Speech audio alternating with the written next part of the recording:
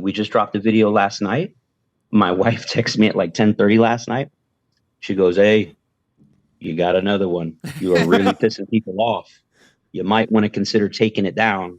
And I'm like, I look real quick and I go, let it ride. Let it ride, baby. But yeah, it's going buck wild right now. I don't know if it's going to go viral, but the comments are out of control. It has to do with all I mentioned in the video. Mind you, we're talking a 30 to 60 second video. Yeah. It cannot capture the whole story.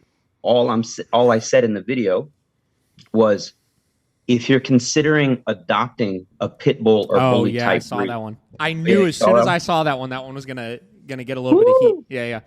Yeah. What I'm trying to say in so many words, and I'm not reading off a script, sure, is if you get a bad apple, that bad apple could be like really bad, meaning it can kill someone. A pit bull they do kill people. Yeah. What they're not hearing, and let me rewind. I'm saying if you go to the Humane Society or whatever, and you adopt a Chihuahua, and that Chihuahua ends up being just the nastiest son of a gun ever, it's not going to send you to the hospital. Yeah. If you adopt a Labrador, and mind you, I've seen some really nasty asshole Labradors that just mean sons of guns. I've never heard of a Labrador retriever killing someone. Yeah. They're not physically capable of it. The worst they might do is bite you one time and let go. But pit bulls have that energy, that ferocity, that don't give up attitude. People refer to as lockjaw. It's really they just instinctually bite and hold and shake, and they have the ability to kill someone, or definitely a small child. That's all I was saying, is just, if you're gonna adopt, be a little careful. And what they're not seeing, the bigger picture, which is a video series that we're releasing, is that I love pit bulls, and that pit bulls I think are amazing dogs. And I genuinely believe that they make fantastic family pets. And I have a 15 or 20 minute YouTube video explaining all of that. It just so happens that this video came out first. And when I say I have no control over it, I have the social media manager. He just puts them out. We got so much content. He just throws them out in no particular order sometimes. Yeah. And so now we have all these pit bull lovers that think I'm the devil, basically. But little do they know that I actually love pit bulls. Yeah. Anyways, that's just another one for you. But what can you do, Yeah. Hide under a rock? The pit bull conversation is interesting. We did a podcast episode after the Tennessee incident that happened recently, and we were just kind of talking about, because obviously that really re-sparked the whole pit bulls are either the best dogs ever or they're the worst dogs ever conversation. And I really genuinely think the only thing that's the reason why this conversation is still happening is because we refuse to accept that pit bulls are still power breeds. Because you look at basically any power breed out there that you have, right? Your Doberman, your German Shepherds, your Malinois, stuff like that. Any of those dogs, we would have no issue saying this dog could kill a person, right? They're just stronger than the rest. They bite with more intensity, right? They have that tenacity behind them, like you were discussing. And pit bulls, we try to categorize them too much as just the perfect family dog, instead of realizing that they're still a power working breed, right? And if we just classify it that way, I feel like we'll get rid of the talking about them as specifically pit bulls, and we'll just have the power breed or family breed kind of conversation at that point, Yeah, I think that's a smart way to go about it. In fact, I've never heard the term power breed, but I'm going to steal that one from you because it makes perfect sense. It's exactly what it is. Yeah. Because what my favorite dog is? Well, one of my favorites. It's hard to pick a favorite, but Cane Corsos, however you want to call it. I own two personally. I love them. Yeah. I do not recommend them for 99% of folks. I just don't do it. That is a true power breed also. Again, never used that term before, but I'm stealing it right now. I'm going to use it a lot going forward. That's exactly what they are. Yeah. If things go wrong, they're going to go wrong really bad, really quickly. Of course. And they have the capability to do a lot of damage. Now, going back to but I even there's a lady was blowing up my Instagram, sending me personal messages, video replies, basically telling me I need to kill myself because of what I said in this video. She just got I must have struck a nerve with her.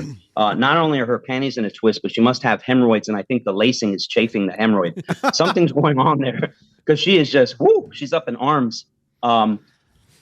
Because these are the folks who have had one pit bull in their life, and it ended up being the perfect dog. Sure.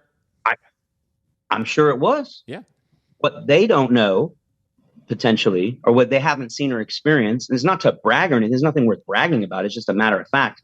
I have seen more dogs bite human flesh than these people have owned dogs. Yeah. Right. As a police canine handler, a trainer, a supervisor, I have seen a lot of nasty dog bites. Yeah. And even the dog bites I haven't seen, what do you think canine handlers do after their dog bite? They take a picture of it and they send it to all their buddies to kind of get their opinion, like, oh, look what happened here. Yeah. And we deconstruct other dog bites. Sure. And so in first person, like being there, I don't know, man, probably over 100 dog bites. Yeah.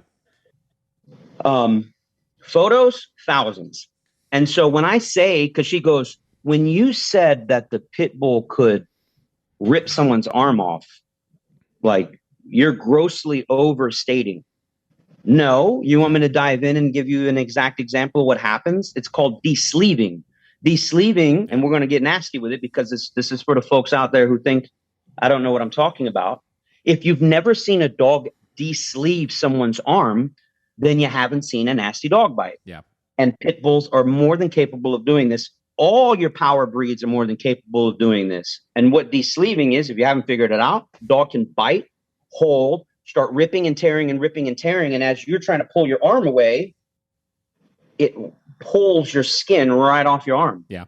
And it's like something you'd see out of a horror movie. It happens. Yeah. And so I guess that's what I meant by ripping your arm off or whatever. So anyhow, it is what it is. It's people who have little to no experience or limited experience. I understand they're defending themselves or their position. The problem is I'm pretty neutral on it. Mm-hmm. I love Cane Corsos. I think they're amazing. I don't think everybody should have them. Yeah. I love pit bulls. I think they're amazing. I'm just saying, be a little smart where you get yours from. That's what the conversation is. Yeah. So sure. I think anyways, I'd go on and on about that. Yeah, I think the dog fighting issue can be really tricky as well, because it's like, we run obviously a training kennel, but also a boarding and daycare kennel, right? And we have a lot of pit bulls that come in for them. And again, a lot of them are wonderful social dogs. I have 2 of them myself. I'm a big fan of them. We work with a gazillion and a half of them up here. But there also is a big difference between how they will fight with other dogs versus other dogs will fight with other dogs. There was when we were talking about that same episode, I pulled up a clip from one of the old OG The Dog Whisperer episodes with Caesar, and there was this massive dog fight he had break out in the middle of one of his episodes, and there were like 6 pit bulls just absolutely latched onto each other. I can't even believe they left it in the freaking episode. Talk about controversy, right? And posting things like that. But it was just crazy, and it's like, firsthand experience of seeing a lot of this stuff. I mean, obviously in your case with the human bites and stuff, due to apprehension and stuff like that. And then in our case from like a daycare standpoint and just seeing really horrible dog fights break out. Until you've witnessed that firsthand, I feel like you also you just can't really grasp the true magnitude of what can happen in some of these situations. Correct. Yep. And I think that's what folks like you and me are simply just trying to inform, educate. So people make the right decision. Yeah. And that's all you can do. And we're not trying to create heat or problems for myself. All you can do is speak from the heart and just keep pushing forward. What can you do, man? You can't please everyone. That's for sure.